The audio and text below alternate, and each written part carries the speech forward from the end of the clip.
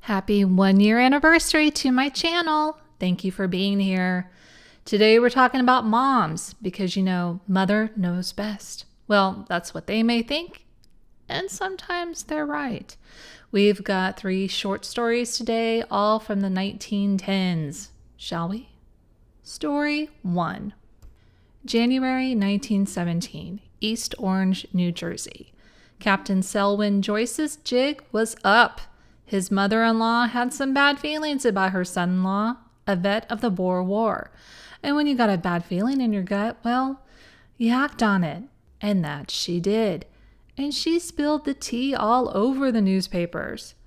Mrs. Anna Schofield, the mother-in-law, suspected that the captain who had married her daughter, well, this hadn't been his first rodeo in the marriage department. Why? Because he was too nice to her daughter. Like he had done this all before. Now, that's a really weird thing to be suspicious of, right? He's too nice? This is what she would say. Quote, "You can see it in their faces. It sticks out all over them.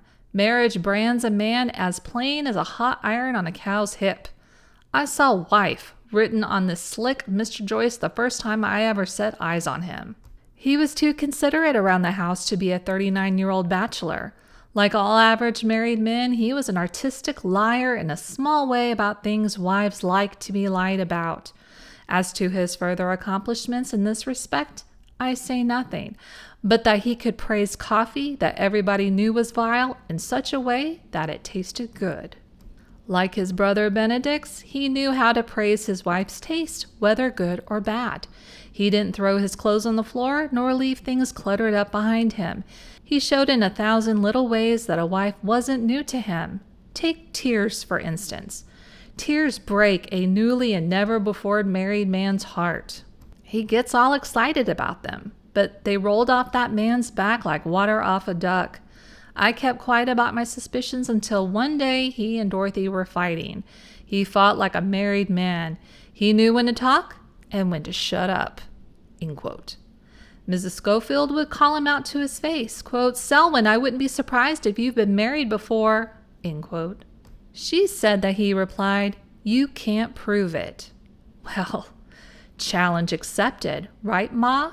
She did some digging and found his other marriage record. Way the hell over in New Zealand. She would continue to the newspaper. Quote, "Not long after we got the goods on him, he came in with an empty poison bottle and said he'd swallow poison and was going to die, and would we shake hands and tell him goodbye? We said we'd be glad to if he really had taken the poison. But when they used the stomach pump on him at the hospital, it was as we suspected. They didn't find anything but free lunch. You can tell a married man every time. They show where the harness has rubbed." End quote. So, yes, Captain Joyce was a bigamist. So what happened to the 2 women he was married to once his second mother-in-law called him out? They're helping each other in their respective marriages. His second wife, Dorothy Schofield, is helping Mrs. Estelle Theobald Joyce to get her divorce, and Mrs. Joyce is helping Dorothy with her annulment. Story 2. Our next story about motherly instinct involves one E. Allen Shouse, who married one Nellie McCarthy. Shouse is the son of wealthy parents out of Louisville, Kentucky, and it's believed he may have had some bad influence over his wife, Nellie. Who thinks that? Nellie's ma, Mrs. Florence McCarthy. Since April 18, 1918, detectives have been looking for the married couple. What, just because her ma's suspicious? Well, let's just say that Shouse has been doling out some bad checks. And some people who trusted him with their funds, well, he couldn't be trusted. And now he's disappeared from Los Angeles with his wife. Her ma, Florence, would say that she had warned her daughter of this man repeatedly. It started 4 years ago in Louisville when Shouse found himself enamored of Nellie, who was only 16 at the time. Her ma, as mas do, tried to tell her daughter that Nellie was a bit too young for anything serious with Shouse. But Shouse, as Florence would say, seemed to exert a lot of power over Nellie. Florence would say, quote, "It seemed as if Nellie could not resist him when he was present. She sat silently when I pleaded with her. I grew alarmed about the future and decided to get my little girl away from there. We moved to Los Angeles 2 years ago, and Nellie never wrote to Alan or heard from him. She seemed to forget him, and we were very happy to hear. I heard indirectly that Shouse was going to marry a girl in Owensboro. I said nothing to Nellie, but secretly rejoiced at the news. My daughter always helped me, and I consented to her working at the Boston store. That's the name of a department store. She had an excellent position and was treated most kindly there. It seemed to me she was singularly fortunate to be among employees who were so refined and working for an establishment that treated everybody with such courtesy and consideration. Nellie was contented and happy. Last December, I noticed her manners seemed changed. She appeared abstracted and worried. She grew so white at times I feared she was ill. Then the first blow fell. I learned that Alan Shouse was in Los Angeles. It was only a few days later we learned Nellie had gone away with Shouse and that they were married. I treated them with the utmost kindness. They both begged that their marriage be kept secret. Nellie continued to work in the store, and her husband showed little inclination to take her away and support her himself. I could reason with her until he appeared, and then she seemed to lose control of her willpower. Now, this has come upon us. No one who knows my daughter believes she knew anything about Alan Shouse's wrongdoing. Mr. Campbell, the cashier at the Boston store, knows she presented the checks to him in good faith. I believe Shouse told he was in some trouble about his collection agency business and that he would be compelled to leave the city, and by that misrepresentation persuaded Nellie to go away with him. She sent for me April 18th, saying she was going away. I hurried down to her rooms and found her packing her trunk. She was wadding her clothes up in a queer manner, and I asked her what was wrong. She said nothing was wrong, and I received the impression she was vexed because of the necessity of going out of the city and leaving me. She declared they were going to San Diego for a short time. I do not care what becomes of Shouse, but I do want my daughter to come home. I have waited all these long, weary days for one word from her. I believe that man will not let her write for fear she will betray his whereabouts and he will be brought to justice." End quote. Yikes.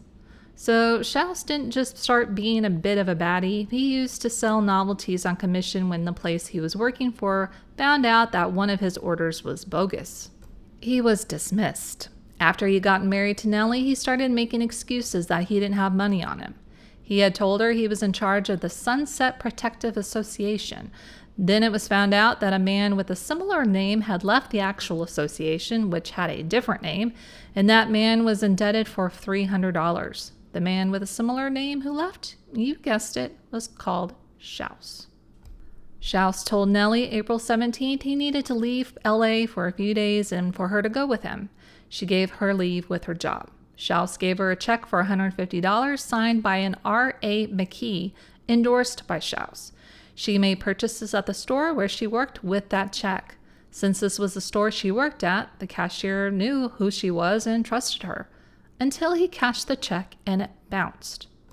And so began the search for the couple, though oddly it was kept out of the papers. The police said that was a mistake, that they would have already captured him if the general public knew to keep their eyes open. Since he left, bounced checks have been showing up, about 12 or so. So couldn't his wealthy parents bail him out of this mess? Well, no, they don't have that money they used to after years of bailing him out of previous issues. Yeah, he's that kid. So this all started around April 17th and 18th. May 23rd, they're still missing. And now it's happy 4th of July. In San Francisco, celebrating the 4th with an arrest of Shouse on a charge of forgery. That $150 check he had his wife cash? That one. That's what the arrest is about. Shouse tried to say that the check had been given to him by a broker and he had no reason to think it was bad. He said, quote, "If the check was bad, it was the fault of the man who gave it to me," end quote. When Nellie was asked if she believed Shouse guilty, quote, "I don't know what to believe. I want to believe in him all I can, but... Now, it's interesting that the supposed hold Shouse has over his wife has been attributed more than once to Shouse having some sort of occult power, the ability to hypnotize. But maybe she's just 20 years old and a bit foolish? I mean, come on. Well, anyway, she has a bit of time to think about it as she's been put in a prison cell as his accomplice. And when you have time to sit and think, you also like to talk. Quote, I did not mind working. I was only too glad to help my husband. While we were together in Los Angeles, he often let me have small checks to cash, which I did.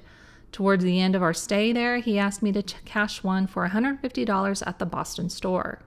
His reason was that I was known there and would have no difficulty in getting the money, while he was a comparative stranger in the city. I never had the least doubt about the check. It never entered my head that there could be any dispute about it, and I readily cashed it. The next day, we left and came to San Francisco. My first cloud in my married life was here when my husband told me he was going to assume the name of Steele.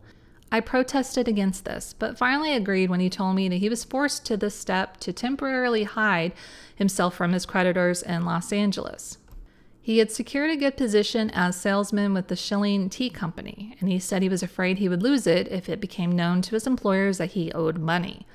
Our plan was to live quietly for a few months, save up enough money to pay off his debts in Los Angeles, and then resume our right names. Today, some detectives came to me at my apartments at the Eureka Hotel and told me I was under arrest. I had not the least conception of what they wanted.